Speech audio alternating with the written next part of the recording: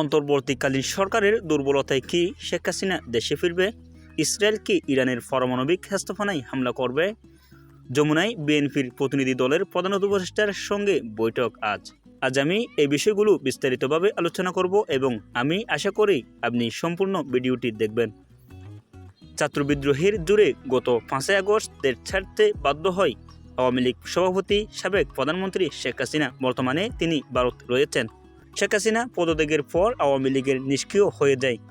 তারপরে নোবেল পুরস্কার বিজয়ী অর্থনীতিবিদ ডক্টর মোহাম্মদ ইউনূস প্রধান উপদেষ্টা করে একটি অন্তর্বর্তী সরকার গঠন করা হয়। সেই সরকারও তার সমর্থকরা তাকে দেশে ফিরে এনে বিচারের মুখী হতে চায়। তবে ভারতের সঙ্গে আওয়ামী লীগ ও শেখ হাসিনার ঘনিষ্ঠতার কারণে তাকে এই মুহূর্তে দেশে ফিরে আনা প্রায় অসম্ভব। নারোই বিশ্ববিদ্যালয়ের শিক্ষক ও গবেষক বাংলাদেশের একজন নাগরিক মুবাশ্শর হাসান প্রসঙ্গে টাইম ম্যাগাজিনকে বলেন, বর্তমান ক্ষমতাসীন সরকারের বৈধতা জনসমর্থন রয়েছে তার, কিন্তু এই সরকার নির্বাচিত সরকার নয়। এই সরকারের কোনো ম্যান্ডেট নেই। শেখ হাসিনা চাইলে তার এই দুর্বলতা কাজে লাগিয়ে দেশে ফিরে আসতে পারেন। এটা সময়ের ব্যাপার মাত্র। যমুনায় বিএনপির প্রতিনিধি দলের সঙ্গে উপদেষ্টার সঙ্গে সাক্ষাৎ।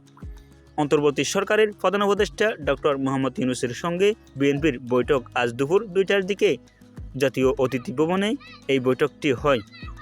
রাজ্য সংস্কার কর্মসূচি শুরুর আগে রাজনৈতিক দলগুলোর সঙ্গে তৃতীয় দফা বৈঠক করছে সরকার। 6 সদস্যের প্রতিনিধি দলের রয়েছেন বিএনপির মহাসচিব মির্জা ফখরুল ইসলাম আলমগীর, জাতীয় কমিটির সদস্য খন্দকার মোশাররফ হোসেন, মির্জা আব্বাস, নজরুল ইসলাম, ডক্টর আব্দুল মঈন খানু, সালাউদ্দিন আহমেদ। বিএনপির প্রতিনিধি দলের নেতৃত্ব দিচ্ছেন মির্জা ফখরুল ইসলাম আলমগীর।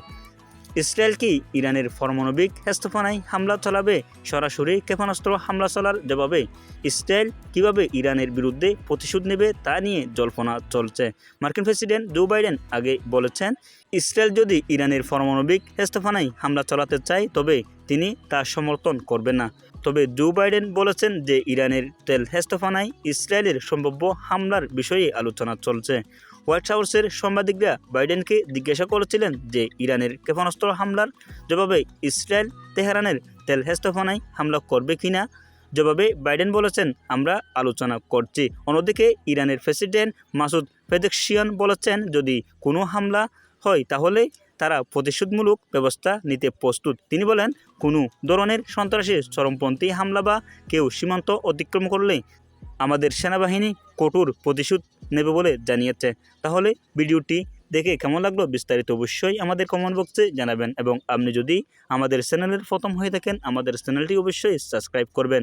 ফেসবুক পেজটি অবশ্যই ফলো করতে ভুলবেন না। আসসালামু আলাইকুম ওয়া রাহমাতুল্লাহি ওয়া বারাকাতুহু।